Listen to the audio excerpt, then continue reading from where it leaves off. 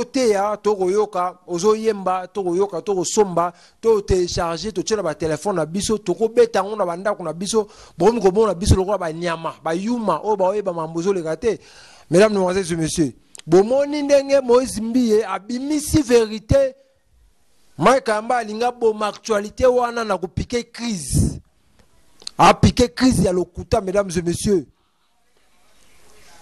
mawa na pasi komona biloko wana parce que oh wana eza base eza linga anga bomatru ya vérité o Moïse Katumbi bimi si moi ça libala je crois boyoka ba audio bosoka ba audio kokamwa Mike Kamba mutakalize na kati hotel na mwana mwasi ya libala azana kata majabu hein. Peniel a raison, nenga loba, vaut mieux Fally Ipupa que Mike Kamba. Donc, Fally Ipupa a 5 que Mike Kamba. Le l'autre monde a la vérité. Le l'autre monde a la vérité. Nana Bimisi, pasteur Moïse Mbiye a bêti en homme libre na chair. Par rapport à coup d'état, nama maman si moi libala loba qui soki nini. Tout le monde est Bimisi tina vidéo. Voir na tolwaneza Mike Kamba. Vidéo tout le monde a haut. Mesdames et messieurs, nani a roko sa nani. Lelo Penel, mon abatou vie bébaye.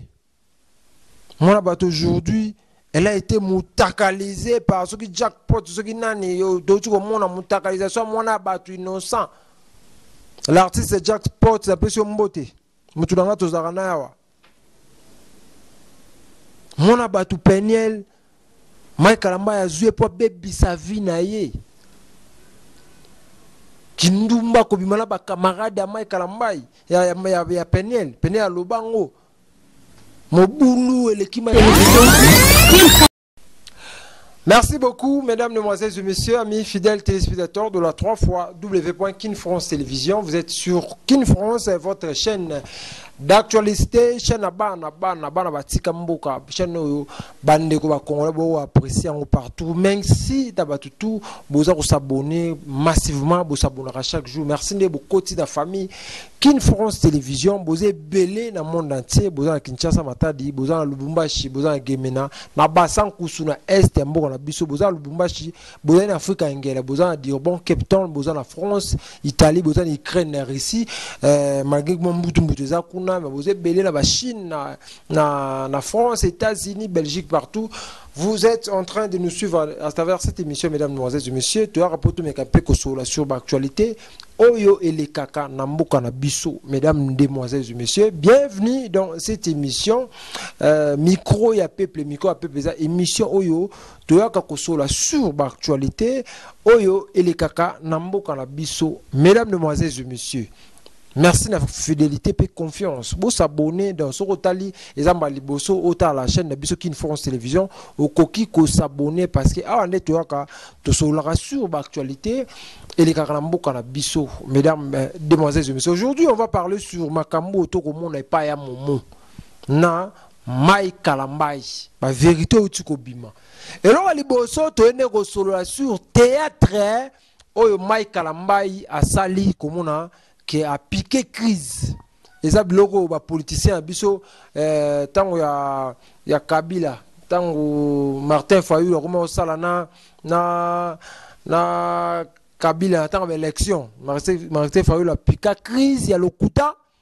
Mesdames, mesdemoiselles et messieurs, tout ce qu'on a yango lelo après avoir Mike Kamba, après avoir Moïse Mbiye pardon, koloba ba vérité oyo isa entre bango na kata majabu. Tomoni Mike Kamba a piqué crise ya lokuta parce que normalement mutu so azana ba malaise a piqué crise a cause on a masque été ba sala nzambe ba pasteur boti ko saka na esprit na biso please boti ka ko saka na esprit na biso bomo biso ko ba yuma na bino oteya tokoyoka ozoyemba tokoyoka tokosomba to télécharger to tshela ba téléphone na biso tokobeta ngo na bandako na biso bomi ko bona biso lokola ba nyama ba yuma o ba oyeba mambozo le gâté. Mesdames, mesdemoiselles et messieurs, bomoni ndenge Moïse Mbiye abimisi vérité Mike Kamba alinga boma actualité wana na kopike crise a piqué crise ya lokuta. Mesdames et messieurs,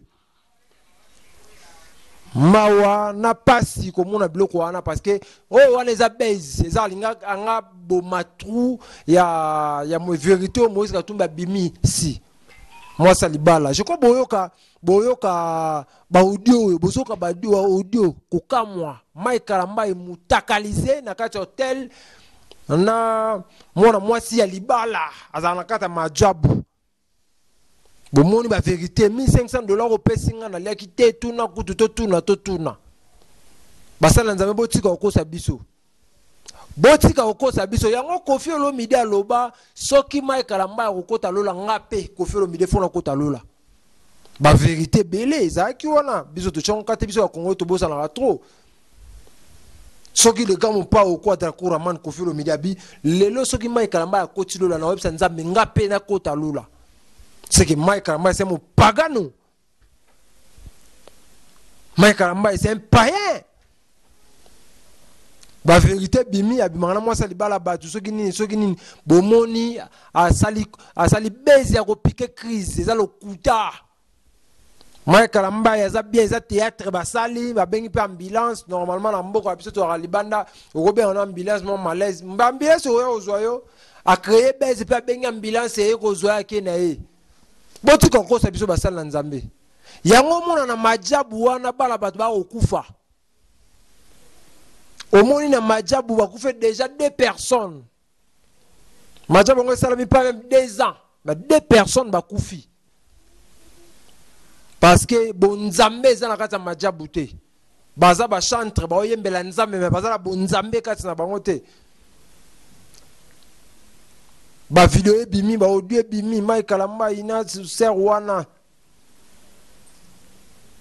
Mike Kalamba ina ser wana chambre bomoni za na kata chambre ba o solola donc ça dit ba sisi ba plaisir na bango ba o solola biso to ba ki compétition eza compétition ba majabu eza compétition ya ba talentier ba jeune talent bazo yekola ba bimasika eza compétition ba permettre bandeko ba bima or que majabu wana eza compétition sexuelle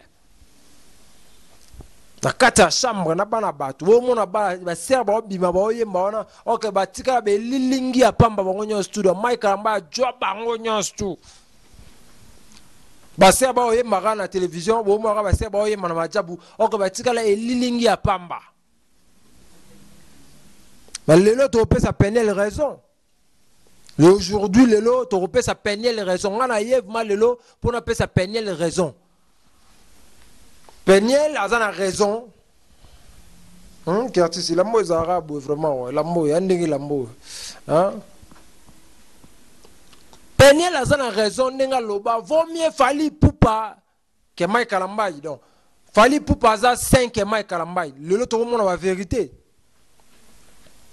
Le lot roman la vérité. Nana bimisi pasteur Moïse Mbi a beti yango mel libre na cher par rapport à coup d'état na maman si moi libala lobaki soki nini to moni e bimisi tina vidéo voir na to lobaneza Mike Kalamba ite vidéo to mona o.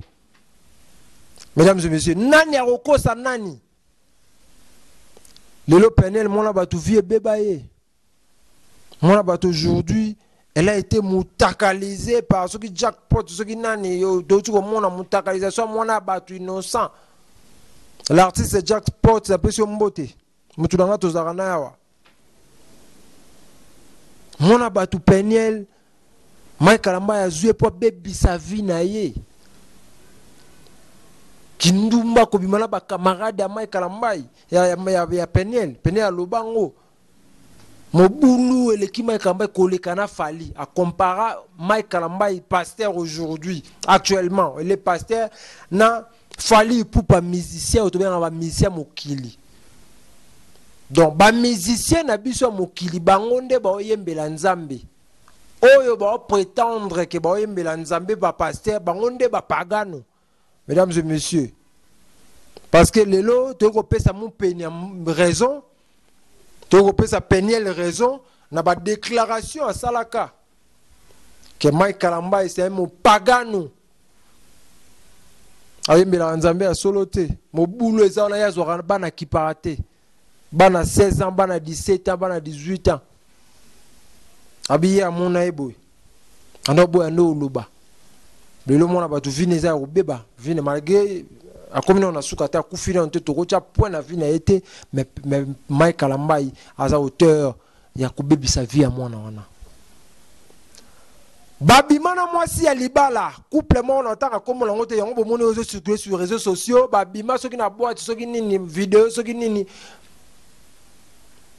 vidéo on a voiture so to landi photo au ba audio on a bien moi si on a mwasi libala yemba kazana makate majabu wana pour ne pas citer le nom ici à peu $6,500 et pas Mike Kalamba ibasala featuring Bombale.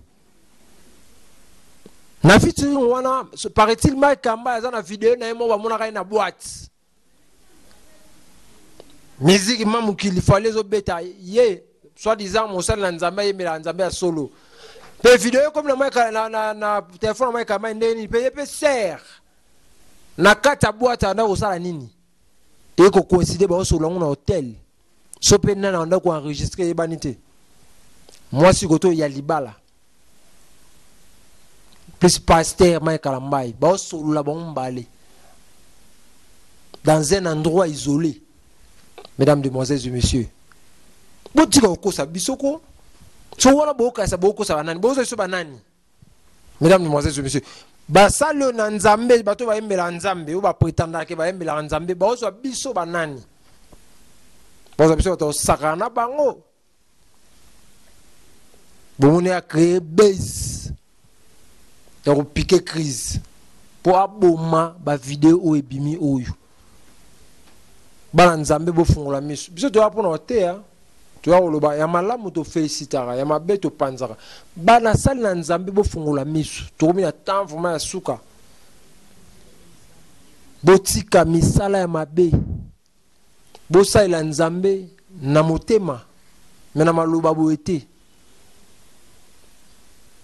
Bosa ila nzambe na ndenge ya clair. Dikambo kama paraît-il fiango wala bimisi vidéo ya pipia bimisi vidéo ya Michel Bakenda. Dala César Roinda na minicho États-Unis za Roinda bande onanga États-Unis boko tabo s'abonner chaîne na bino moko Kin France Télévision. Yango ya rapport na information ya net peu clair biso do beta à l'état le côté de tozo information rapide après to pas la bino to solo là. Mike Kalamba ina mwasi libala na kati hotel ba beta li solo. Il y a $1,500 il y a featuring oyo fiona senga ki Mike Kalamba. Donc bango featuring aneza featuring toyoka ya basana nzambe za featuring ya musique na nzoto. So toyoki Michel Bernard Mike Kalamba sala featuring na kingani surtout so aza mwana mwasi featuring aneza ya nzoto na ya mbongo. Mesdames et messieurs, featuring dans un endroit isolé bo sala nini bo solo kuna pourquoi paraît-il moi si on moi salibala. Mesdames et messieurs, beaucoup ça biso pas na binotin bomoko sa biso ka bo biso ba congolais to biso ba bololé to bosa na biso makambu trop lelo musique ba musicien mukili soit disa bobenga ba ta l'aise bon ba sous à l'aise ba la prompter et comme inde bino ba chrétien beaucoup ba bino ba fali bo mbela na bino basi comment beaucoup bo se cacher na comment yembela nzambe alors makambo bo sala et simbate bino ka ba luba. Ata fali musicien to webi fali banda fali carré banda to tika vraiment mutakaliza ete to mo tika yo kate na chambre ela mwasi mo libala to tika yo kate ata sala ngoma to tika lo mona ngote ba we ranson ba jibe piana ba faire rigola to tika lo mona ngote que musicien boeba para héritier to to mona ngo to leka bon pour me ate deux fois trois fois pour me ate héritier za musicien dans za mo to bandi pe carrière na calamité mais ce que bateau ba balo a faire ba héritier ba wera et ba pardon ba fali ba wera ba jibe to tiko lo mona ba mina secteur to ba miel de son tout le monde ba blor a sex tap na bangote mais bino ba sala nzambe comme ya grave bozo sur la peine alingina kufa boye mesdames demoiselles et messieurs to fungola misu totika ko kisa kombo ya nzambe soni bozali ko kisa na bisibino Mike Kalamba ko kisa kombo ya nzambe soni forme ajabu wana na talon boza vraiment suivi boza ba téléspectateurs ba pesa bino confiance ba sala nzambe belé ba na nzambe ba za monde entier bazo confier bino. Mais pourquoi ce genre de bêtises? Tout un peuple. Donc, c'est bien de peupler vraiment peuple en colo, beau peupler et pas diaboulou. Lola pesi Kofi raison, Kofi bini, Mike Kalamba iso koti lola ngape Kofi fona kota lola. Tobo salango, aujourd'hui les pasteurs zo TAP.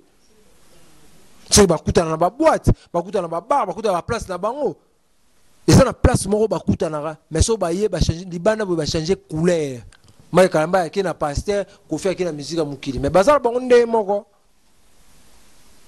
Tout ça l'analyse par rapport à Mambouli Karambo qu'on a biso mesdames et messieurs. Merci de la fidélité, la minope confiance. Nayaka, peut-être me ko solo là. Sûrement maramukie ou les kaka.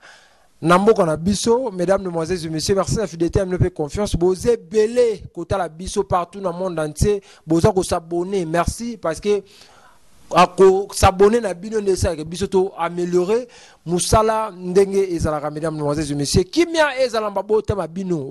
Bosé belé Kinshasa Matadi, boza na Johannesburg, bozali na France, na Paris, na États-Unis, bozali na Dakar, bozali na Kenya, boza na Rwanda, bozé belé ba Congolais sika wapi. Bozali kolanda émission na biso ya lingala miko ya peuple population ba Congolais émission za pona ba Congolais bazalaka partout dans le monde entier toza on a kati Afrika ya ngele précisément na Cape Town place to retourner ba émission la biso plateau na biso na Cape Town za rappel na Jobour toza rappel na Durban pourquoi pas na Preto ya toza mobimba pour nous passer une information il y a net peu clair. Merci beaucoup mesdames, mesdemoiselles et messieurs vous avez qu'il baku il y a l'émission la biso de Kimia ya Kolo et Umela, on va voter en abino.